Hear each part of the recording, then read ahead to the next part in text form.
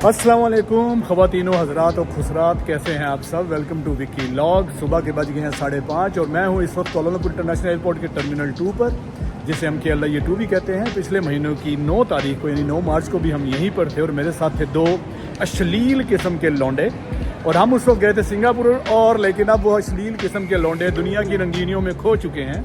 तो इस दफ़ा मैंने अकेले नहीं रखते सफ़र बांधा है मालदीव का।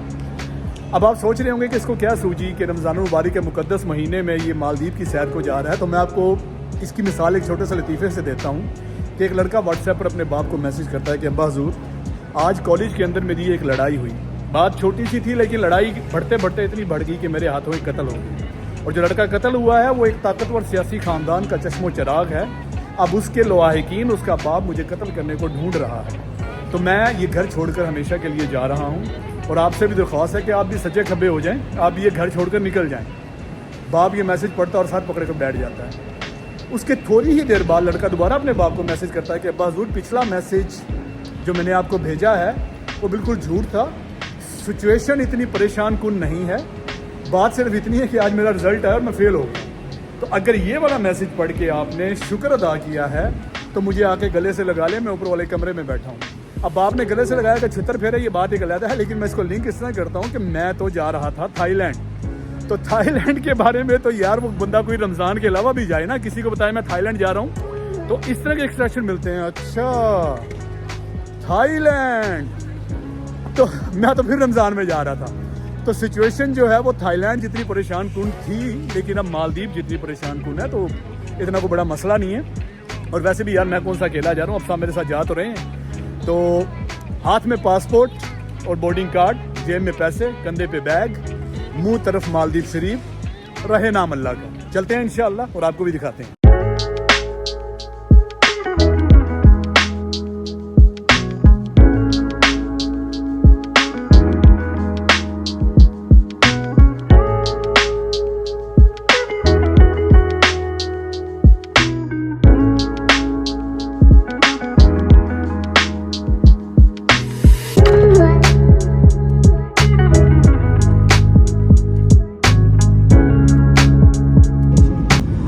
जी मालदीव का पहला तारुफ जो है वो सब्ज़ पानियों से हुआ है, ग्रीन वाटर से। हम अभी लैंडिंग करने वाले हैं इंशाल्लाह। ये देखें एकदम समंदर के साथ साथ जो है रनवे है, बिल्कुल इस तरह लग रहा है जैसे साहिल समुंदर के पास रनवे और बारिश हो रही है यहाँ पर।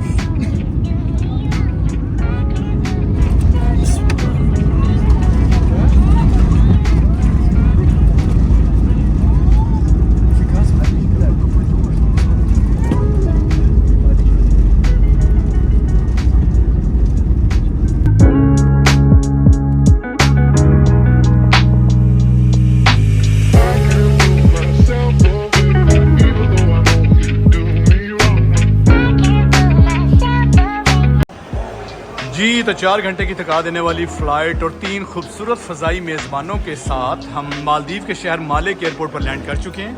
एयरपोर्ट आपको नज़र आ रहा होगा कि किसी तरह भी खूबसूरत नहीं है लेकिन काफ़ी बिजी एयरपोर्ट है। मालदीव के बारे में, मालदीव के वीज़ा के बारे में मैं आपको बता दूं कि मालदीव दुनिया का वाहिद मुल्क है जहां पर पूरी दुनिया के तमाम लोगों को ऑन अराइवल वीज़ा मिलता है।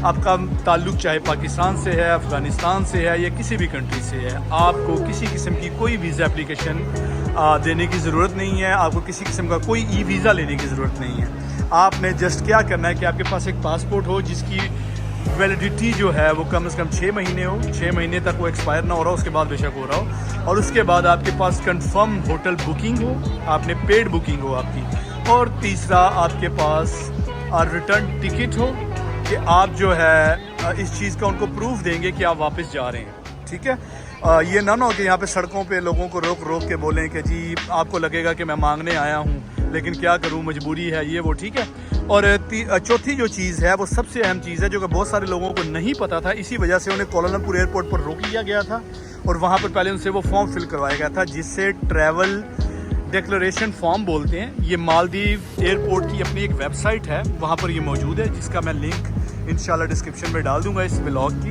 तो ये ट्रैवल डिक्लेरेशन फॉर्म जो है ये फिल करना लाजमी है। ये आपकी जहाँ से आप ट्रैवल कर रहे हैं वहाँ भी चेक होगा और ये आगे जाके आपको इधर एयरपोर्ट पे भी चेक होती है। ये चारों चीज़ें आपके पास हो, रिटर्न टिकट हो, आपके पास होटल बुकिंग हो, ट्रैवल डिक्लेरेशन फॉर्म हो और वैलिड पासपोर्ट हो, आपको ऑन अराइवल वीज़ा दे दिया जाता है। इमिग्रेशन का जो प्रोसेस था काफ़ी क्विक था, इतनी ज़्यादा देर नहीं लगी।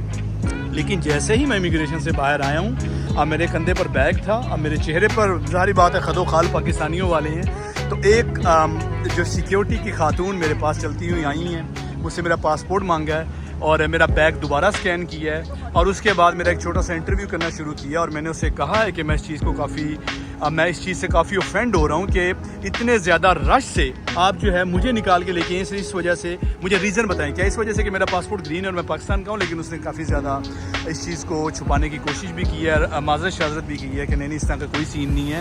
हम रैंडम चेकअप जो है वो करते रहते हैं, लोगों को इसी तरह रश से निकाल के ले आते हैं। अब पता नहीं क्या उनको नज़र आया मेरे चेहरे पे जो मुझे निकाल के लेके आए हैं। तो खैर कोई इतना ज़्यादा परेशानी वाली बात नहीं थी, बस एवी बैगर्स कांट बी चूजर्स वो वाला हिसाब था मेरा, एवी नखरे कर रहा था मैं, वरना हमारे तो प्राइम मिनिस्टर की एयरपोर्ट पे पेंटें भी उतर जाती हैं। एनीवेज एयरपोर्ट के अंदर का जो सीन है वो काफ़ी जो गैर मुतासिर था, लेकिन ये सीन आपको एयरपोर्ट के सामने का नज़र आ रहा होगा। ये देखें, ये कुछ मुँह मथे लगने वाला सीन है। मालदीव एक मुसलमान मुल्क है और इसके आप कमो बेश इसके 1400 आइलैंड है, 1400 जजीरे हैं। इन जजीरों को आप दो कैटेगरी में डिवाइड करें, public and private. Public island वो होते हैं जो जहाँ पर इनकी अपनी आबादी भी रहती है, ठीक है, वहाँ पर इनके अपने लोग हैं, इनका अपना कल्चर है और वो वहाँ पे गवर्नमेंट के जो है रूल्स एंड रेगुलेशन भी लागू होते हैं। प्राइवेट आइलैंड वो आइलैंड होते हैं जो प्राइवेट कंपनीज ओन करती हैं इधर और वहाँ पर अपना रिजॉर्ट बना लेती हैं और उसी रिजॉर्ट के नाम पे आइलैंड का नाम रख लेते हैं। जैसे एक बड़ा फेमस रिजॉर्ट है पैराडाइज, उस आइलैंड का नाम भी पैराडाइज है। वो पूरा आइलैंड पैराडाइज कंपनी के अंडर है और पैराडाइज रिजॉर्ट है वहाँ पे। तो जो पब्लिक आइलैंड होते हैं वो बहुत सस्ते होते हैं, ठीक है, क्योंकि वो ज़ाहिर बात है अपनी आबादी रहती है वहाँ पे और वहाँ पे होटल भी सस्ते होते हैं। तो मैंने पब्लिक आइलैंड पे एक होटल बुक किया है। आइलैंड का नाम है मफूशी, यार फहाशी बोल के ना मफाशी बोलता रहा हूँ मैं। अच्छा, मफूशी आइलैंड नाम है उसका। और देखें, पब्लिक आइलैंड पे जाना है, प्राइवेट आइलैंड पे जाना है, आपको फेरी लेनी पड़ेगी, ठीक है। सारी बात आइलैंड है ना, वहाँ पे अब गाड़ी या साइकिल तो जाएगी नहीं, फेरी लेनी पड़ेगी। मैं फेरी के लिए जा रहा हूँ मफूशी आइलैंड के लिए। मेरी 2-3 हफ्ते की रिसर्च है, तो मैंने जितने भी ब्लॉग्स देखे हैं, आर्टिकल्स पढ़े हैं ना, उसमें मफूशी ही के वाहिद पब्लिक आइलैंड है जो बहुत ज़्यादा सस्ता है, ठीक है। तो इंशाल्लाह अभी फेरी के लिए जा रहा हूँ मैं, फिर मफूशी पहुँच के भी इंशाल्लाह आपको अपडेट करता हूँ।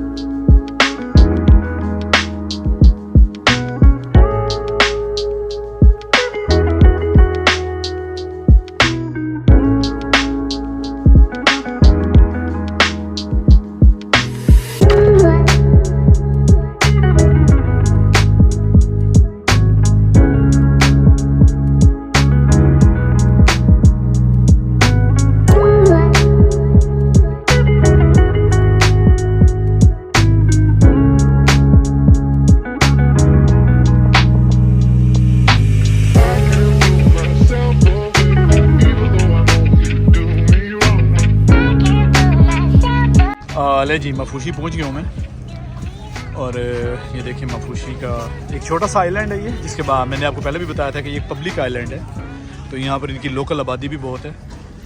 अच्छा, अब आपको थोड़ा सा मैं फेरीज़ के बारे में अपडेट कर दूँ कि फेरी जो है जो माले एयरपोर्ट से 2 किस्म की फ़ेरी चलती है। एक चलती है प्राइवेट और एक चलती है गवर्नमेंट की, जिसे पब्लिक फेरी कहते हैं। गवर्नमेंट वाली दिन में सिर्फ 3 टाइम चलती है, सुबह 7 बजे, सुबह 10 बजे और दोपहर के 3 बजे, ठीक है। अगर आप गवर्नमेंट वाली फेरी में मफूशी आइलैंड के लिए ट्रैवल करना चाहते हैं तो उसकी जो फ़ीस होगी वो होगी, उसकी जो किराया होगा, चार्जेस होंगे, वो होंगे सिर्फ $3, $3 अमेरिकन डॉलर, ठीक है। लेकिन अगर आप प्राइवेट फेरी में करना चाह रहे हैं, जिससे मैं आया, तो इसके यहाँ $25। देखिए, ज़मीन आसमान का फ़र्क है, ठीक है। अब लेकिन क्योंकि मैं लैंड ही तकरीबन 9:30 किया हूँ, तो मुझे इमिग्रेशन से फारिग होते होते तकरीबन 10:15 हो गए थे, तो पब्लिक फेरी जो है वो चली जा चुकी थी, गवर्नमेंट वाली फेरी। तो मुझे इसमें प्राइवेट में आना पड़ा और $25 देने पड़े हैं मुझे। और यहाँ पर फेरीज़ के लिए आपकी जेब के अंदर या तो डॉलर होने चाहिए, US डॉलर, या आपकी जेब के अंदर मालदीव रुपया होना चाहिए। तो ये $25 इन्होंने मुझे 400 मालदीव रुपया में यहाँ पे लेके आए हैं, ठीक है। और इन्होंने मुझे रेट दिया है 16, एक US डॉलर का 16 रुपया, ठीक है। और वैसे इन्होंने खुद ही बताया कि बैंक में 15 है, हम 16 चार्ज करेंगे। अच्छा, और अब फेरी जो है वो पब्लिक फेरी जो है वो जुमे वाला दिन नहीं चलती, क्योंकि मुसलमान मुल्क है और जुमे वाले दिन ये छुट्टी मनाते हैं, ठीक है। तो जुमे वाले दिन अगर आप आ रहे हैं और पब्लिक फेरी में ट्रैवल करना चाह रहे हैं तो आपको पब्लिक फेरी नहीं मिलेगी, आपको जो है वो प्राइवेट फेरी में आना पड़ेगा। तो और प्राइवेट फेरी जो हैं वो आप, जैसे मैं मफूशी टूर्स की प्राइवेट फेरी में आया हूँ, आपको एडवांस बुक करने की ज़रूरत कोई नहीं है। एयरपोर्ट पर उतरें, इन्फॉर्मेशन काउंटर पे जाएं, वहाँ पे उन्हें बोलें कि मैंने मफूशी जाना है, तो आपको बता देंगे, वहाँ वहीं पे फिर रहे होते हैं एजेंट कि ये जो बंदा है इससे बात कर लो। तो मैंने एजेंट से बात की है, उसने उस वक्त करीबन 10:30 हो रहे थे, उसने मुझे कहा 11:15 बजे यहीं पर आ जाना, हमारी फेरी आ जाएगी। 11:15 बजे जो फेरी आई है और मैं उसमें बैठ के इधर आके 45 मिनट का ये सफ़र था। अभी मैं अपने होटल की तरफ जा रहा हूँ, आपको इंशाल्लाह मैं होटल भी दिखाता हूँ। So this is Farooq, are you a national here, local here, right? Yes. Yeah, local Maldivian. Okay. Yeah. So इनसे मैंने होटल का रास्ता पूछा है, तो इन्होंने ना सिर्फ रास्ता बताया मुझे बल्कि बाइक के ऊपर ये लिफ्ट दे रहे हैं। Farooq, thank you so much sir, बहुत शुक्रिया आपका, थैंक यू। जी ये मेरा होटल है, सी रिटोर्नो व्यू। ये मैंने अगोडा से बुक किया है। हाय, अस्सलाम वालेकुम। अगोडा से मैंने बुक किया है और ये मुझे 110 रिंगिट, मलेशियन रिंगिट में इंक्लूडिंग ब्रेकफास्ट, नाश्ते समेत मिला है। और ये मैं आपको आज के 6 अप्रैल के चार्जेस बता रहा हूँ। अब जिस वक्त आप आएंगे चेक कर लीजिएगा कि क्या चार्जेस हैं, ठीक है। और क्योंकि मैंने बताया कि मैं बजट पे हूँ, मैं ज़्यादा स्पेंड नहीं करना चाह रहा इस टूर के ऊपर, तो इस वजह से मैंने ये किसी प्राइवेट आइलैंड पे जाने की बजाय, किसी प्राइवेट रिजॉर्ट पे जाने की बजाय पब्लिक रिजॉर्ट पे, पब्लिक आइलैंड के ऊपर एक निस्बतन सस्ते होटल में आया हूँ। मैं आपको अंदर जाकर इसका रूम भी दिखाता हूँ इंशाल्लाह। ये इसकी जी फर्स्ट फ्लोर की लॉबी है, ये कॉफ़ी अनलिमिटेड और ये चाय प्रोवाइड की हुई है इन्होंने। रूम में आपको दिखाता हूँ, ये रूम है, ठीक है। और ये पानी रखा हुआ है, बोतल की पैकिंग देख के कुछ और नहीं समझना। मुस्लिम कंट्री है, इवन दो के बीच के ऊपर आपको किसी किस्म की भी बिकनी शिकनी पहनने की भी इजाज़त नहीं है, क्योंकि ये पब्लिक आइलैंड है। और प्राइवेट रिजॉर्ट्स वगैरह पे तो सब कुछ है। और ये वॉशरूम वगैरह इसका, रिमेंबर ये 110 रिंगिट में है, ठीक है, 110 रिंगिट के अंदर। और ये उस कंट्री के अंदर आपको 110 रिंगिट में मिल रहा है, जहाँ पे 110 ringgit is equal to I think $27 per night. ये उस कंट्री में आपको मिल रहा है जहाँ पे दूसरे जो प्राइवेट रिजॉर्ट्स हैं वो कम से कम $200-300 पर नाइट से शुरू होते हैं। तो ये इतना ज़्यादा प्राइस डिफरेंस है। इसी आइलैंड पे मफूशी पे एक दूसरा भी है, मुझे उसका नाम भूल गया, वो मुझे $100 में जो है वो दे रहे थे पर नाइट। और बिकनी बीच भी है वहाँ पे। अब नाम बिकनी बीच है और $100 मांग रहे, मैंने कहा दिमाग ख़राब है मेरा, $100 के लिए बिकनी बीच। वैसे भी रमज़ान है, मैं इफ्तारी के बाद फ्री जाके देखाऊँगा जी। तो 1 घंटा सोने के बाद अपनी एनर्जी रिस्टोर करने के बाद मैं निकला हूँ वारागर्दी पे। आपको 2 चीज़ें बताना चाहूँगा कि मालदीव आते हुए आपने डॉलर इन कैश ज़रूर लेके आने, आपके पास कैश में डॉलर होने चाहिए, वरना आपको थोड़ा सा नुकसान हो सकता है। वो इस तरह के देखें, जैसे मैंने फेरी बुक की थी ना, तो उसने मुझे चार्जेस बताया डॉलर के अंदर $25।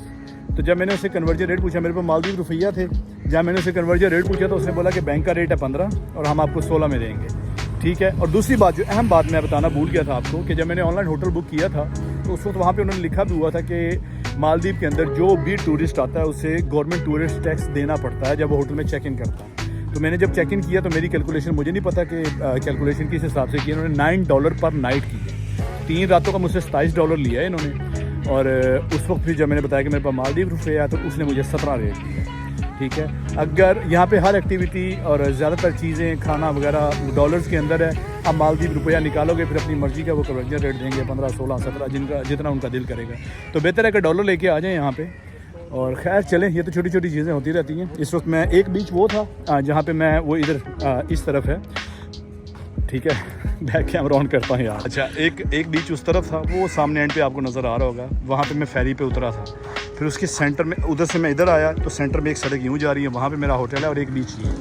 बस ये मुफाशी है जो आधे घंटे के अंदर एक्सप्लोर किया जा सकता है पैदल। ये बीच जो है ये मुझे कुछ अच्छा लग रहा है। मेरे ख्याल एक्टिविटीज़ वाला बीच यहीं पे है, यही है सारा, यहीं पे रेस्टोरेंट्स हैं और यहीं पे एक्टिविटीज़ भी हैं, ठीक है। वो दूसरा बीच तो ट्रांसपोर्टेशन के लिए यूज़ होता है बल्कि, ठीक है। एक्टिविटीज़ सारी इधर ही है। और मुस्लिम, मैंने बताया था कि ये मुस्लिम कंट्री है और पब्लिक आइलैंड पे हैं हम, तो इधर किसी किस्म की कोई बिकनी या कोई किस्म के गैर मुनासिब लिबास और आपको नीम उरिया मस्तूरात देखने को नहीं मिलेंगी। ये सारी जो खराफात और मनोरंजन होते हैं ये प्राइवेट आइलैंड के होते हैं। तो मेरे जैसे शरीफ और जो हैं गरीब गुरबा लोग इन्हीं आइलैंड पे आते हैं, हम उधर नहीं जाते। ठीक है, तो नाइट लाइफ इसे अभी थोड़ा सा अंधेरा होने दें तो ये रेस्टोरेंट्स वगैरह आबाद हो जाएंगे। एक दफ़ा फिर चक्कर लगाएंगे रात को इंशाल्लाह। और ये 3 पत्ती खेल रहा है ख़वातीन के साथ, पता नहीं क्या कर रहा है ये बंदा। यकीनन जुआ चल रहा है इधर। ये छोटा सा कैसीनो खोला हुआ इन्होंने अपना।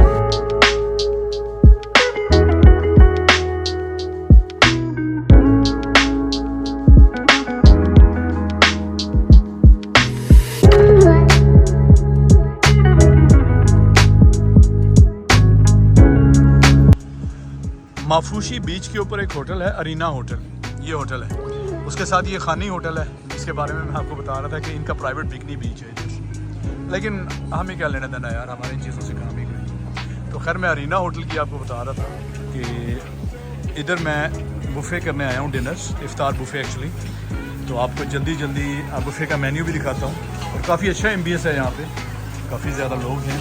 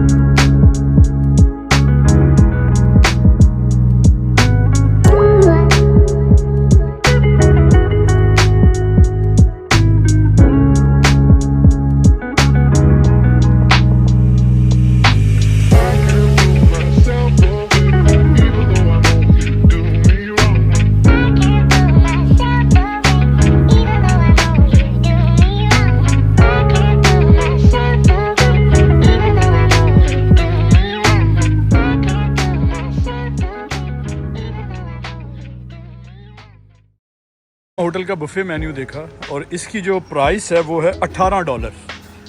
और $18 मेरे ख्याल कुछ ज़्यादा प्राइस नहीं है, क्योंकि जिस तरह का एम्बियंस है आप देख रहे हैं, जिस तरह का माहौल है, टूरिस्ट हैं सारे यहाँ पे। टूरिस्ट डेस्टिनेशन जितनी भी होती हैं ना, वहाँ पे चीज़ें थोड़ी सी निस्बतन दूसरी जगहों के महंगी होती हैं।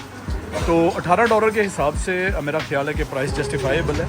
हाँ, मेन्यू कोई ज़्यादा बड़ा नहीं है, लेकिन ठीक है यार, देसी और कॉन्टिनेंटल मिक्स है। आलू पालक भी है और हॉट डॉग्स भी हैं, ग्रिल चिकन भी है। और सबसे बड़ी बात है इसकी लोकेशन, ये बीच के बिल्कुल ऊपर। जी, ये था मेरा मालदीव में आज पहला दिन। Travel diaries Maldives day 1। थोड़ा सा लंबा व्लॉग हो गया, लेकिन बहुत सारी चीज़ें ऐसी थी जो आपको बताना ज़रूरी थी। प्राइस कंपैरिजन और प्राइस इंफॉर्मेशन, वीज़ा के बारे में आपको बताना काफ़ी ज़रूरी था। तो उम्मीद है अगर आपने व्लॉग एंड तक देखा तो आपको लाजमी अच्छा लगा होगा इंशाल्लाह। और मुझे उम्मीद है कि कल वाला व्लॉग इससे भी अच्छा होगा और इससे ज़्यादा इन्फॉर्मेशन और एक्टिविटीज़ आपको दिखा पाऊँगा। और मेरी दुआ है कि आपका और मेरा आने वाला दिन अच्छा गुजरे। और आपसे रिक्वेस्ट है कि अगर आपने अभी तक विकी व्लॉग को लाइक नहीं किया, सब्सक्राइब नहीं किया, तो लाइक कीजिए, सब्सक्राइब कीजिए और बेल आइकन को ज़रूर दबाइए। अपना ख्याल रखिएगा। इंशाल्लाह मिलते हैं कल अगले व्लॉग में। इंशाल्लाह अपना ख्याल रखिएगा। अल्लाह हाफिज़।